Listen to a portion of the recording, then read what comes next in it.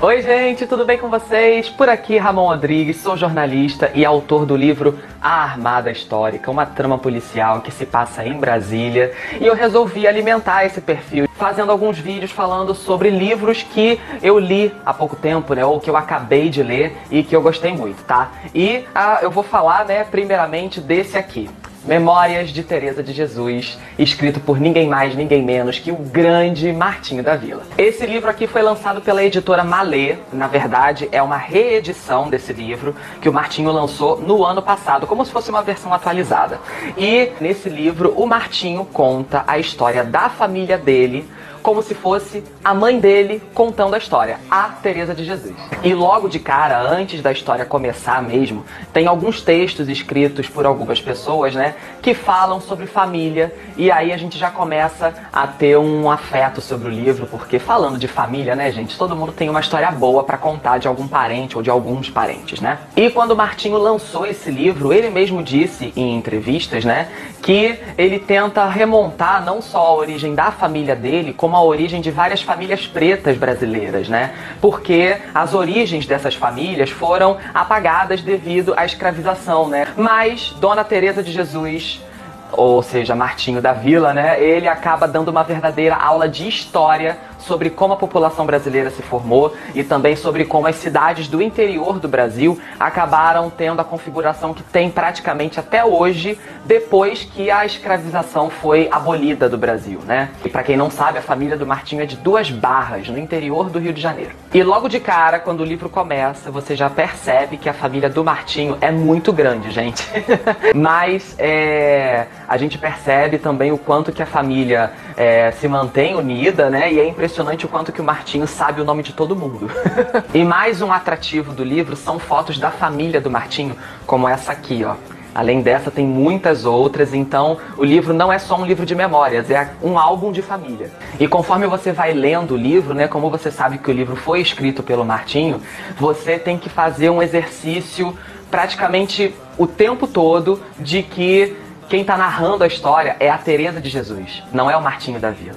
Então em alguns momentos você tá lendo e tipo, não, é a Teresa. E uma das coisas mais bonitas que o Martinho fez nesse livro foi ter um exercício de empatia e se colocar no lugar da mãe dele em determinadas situações para tentar descrever como ela estava se sentindo em relação a determinadas coisas, inclusive até mesmo ao momento derradeiro da partida da Dona Teresa de Jesus. E perceber como um filho se coloca no lugar da mãe, tenta entender como a mãe se sentiu em determinados momentos, é muito bonito de se ver. Agora, obviamente que eu não estou me comparando ao Martinho da Vila e nem vou nunca, mas eu tenho que puxar a sardinha pro meu lado. O que Memórias de Teresa de Jesus tem em comum com A Armada Histórica? Gente, além de serem dois livros que a história se passa no Brasil, né? Memórias se passa no Rio de Janeiro, A Armada Histórica se passa em Brasília. Os dois livros têm pessoas pretas como protagonistas. Pois é, tem uma frase da ativista Angela Davis que ela diz que não basta a gente não ser racista, a gente tem que ser antirracista.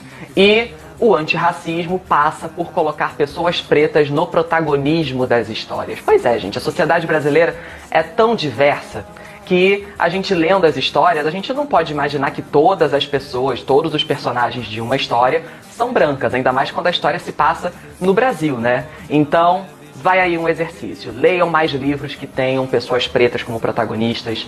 Caso você leia um livro e a cor da pele do personagem não esteja descrita ali, imagine como uma pessoa preta, uma pessoa indígena, uma pessoa asiática, porque a sociedade não é só feita de pessoas brancas, né? E sem contar que livros, histórias no geral, com pessoas pretas como protagonistas, faz com que as pessoas pretas reais da sociedade se sintam representadas e se vejam por aí, né? Pra finalizar, quero dizer que este exemplar aqui é muito especial porque tem um autógrafo do Martinho da Vila. Eu fui no evento de lançamento do livro e a reportagem sobre esse evento tá no meu canal no YouTube. Comenta aqui se você já leu ou não, se você ficou interessado ou interessada. Leia, depois volta aqui pra comentar o que achou, tá bom?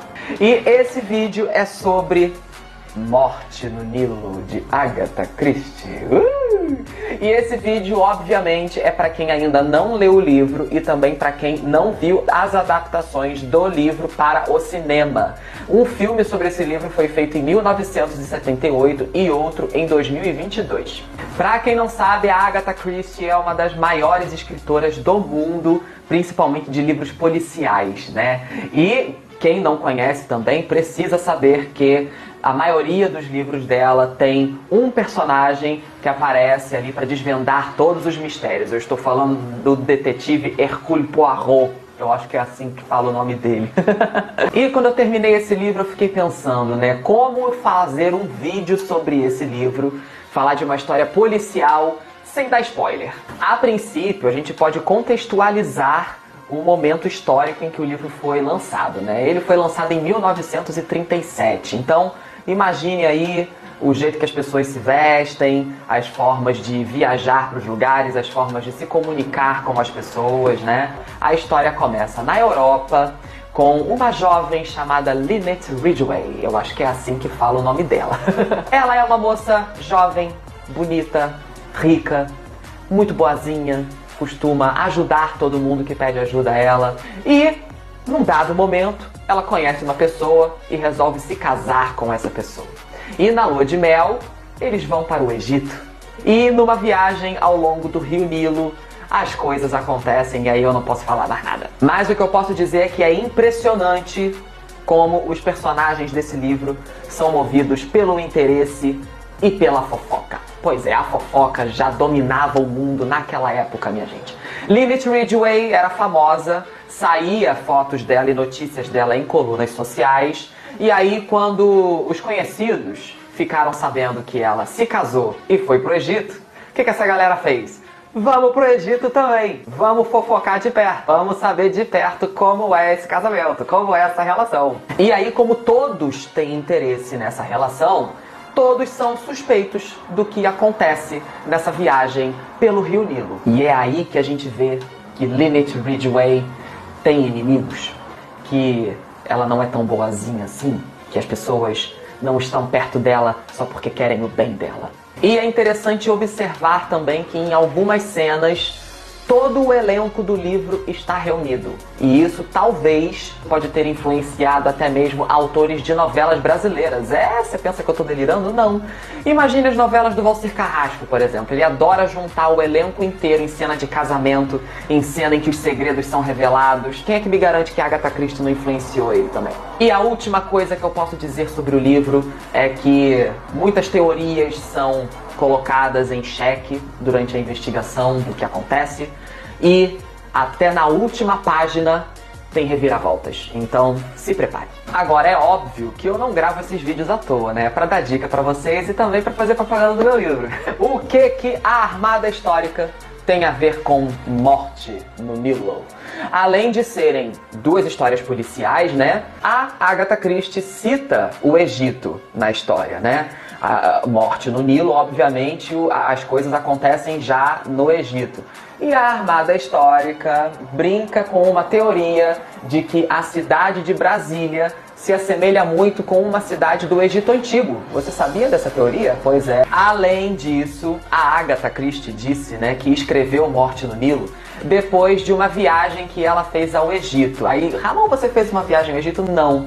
Mas eu fiz uma viagem a Brasília para poder visitar os lugares que eu queria retratar em A Armada Histórica. Então, eu comecei a escrever antes de viajar, mas para a história ficar mais semelhante com a realidade, eu viajei para lá, visitei os lugares e peguei detalhes que eu não consegui pegar na internet, né? Se você já leu Morte no Nilo, comenta aqui, fala o que você acha sem dar spoiler, né, por favor. Esse vídeo está falando de 1984, de George Orwell. Gente, para tudo que você tá fazendo pra ver esse vídeo, tá?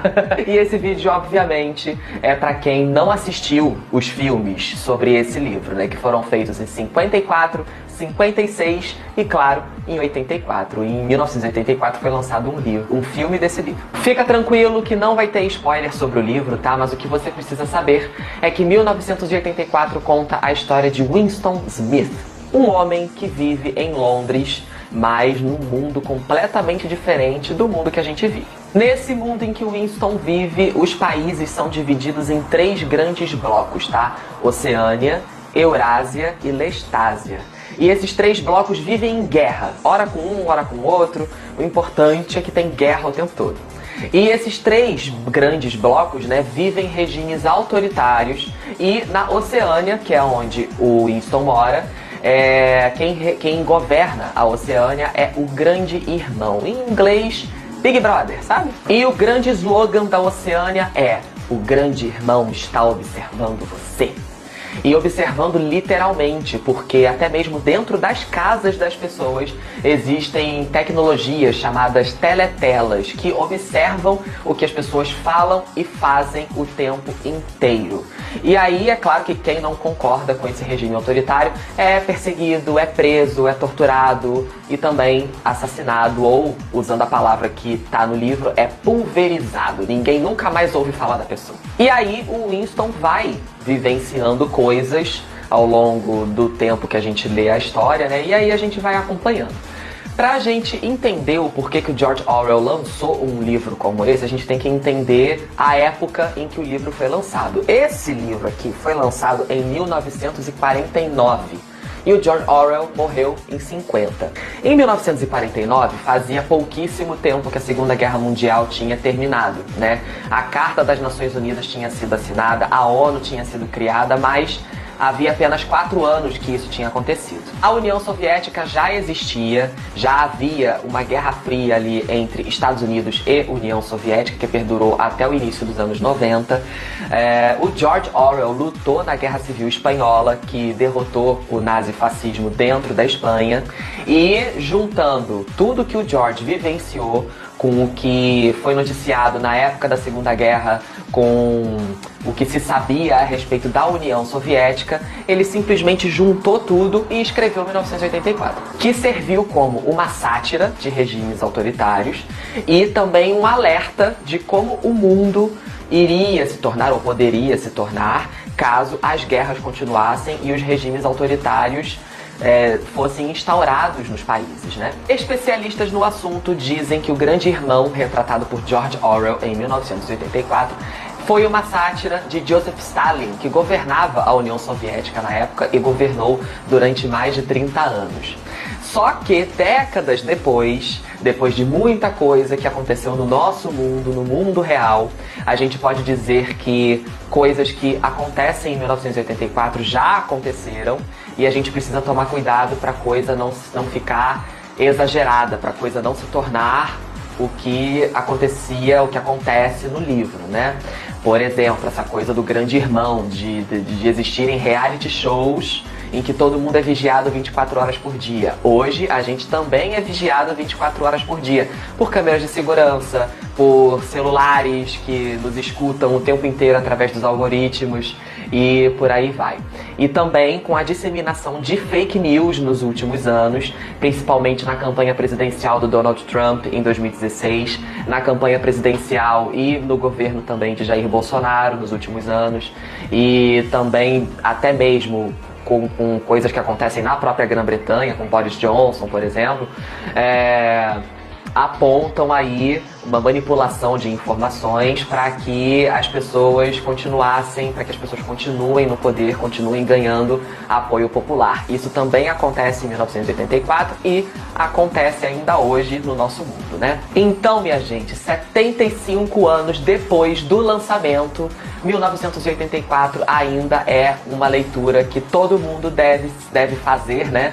Para servir como alerta, para que a gente fique ligado em quem confiar, em quem acreditar, em quem votar, pro nosso mundo não se tornar o mundo que é retratado aqui. Agora, como em todo vídeo que eu faço falando de livro, eu pergunto a vocês, o que 1984 tem em comum com a Armada Histórica? Eu diria que nada. Mas eu tô falando do meu livro de qualquer forma. Mas assim, 1984 relata uma realidade que, apesar de algumas coisas já terem acontecido, é uma realidade que não existe, tá? Mas a Armada Histórica também fala um pouco disso. Por quê? Em A Armada Histórica, artefatos históricos que são considerados perdidos no nosso mundo, no mundo real, podem estar sendo protegidos por uma sociedade secreta. E aí fica o questionamento. Se esses artefatos viessem a público, se esses artefatos existissem mesmo, será que o nosso mundo de hoje seria o mundo que a gente conhece? Ou seria um mundo diferente, uma realidade paralela da que a gente conhece? Fica aí o questionamento, fica aí também a recomendação, né? Façam o combo aí. Se você já leu 1984, comenta aqui. E fica a dica literária, tá bom? Um beijo pra vocês e até a próxima!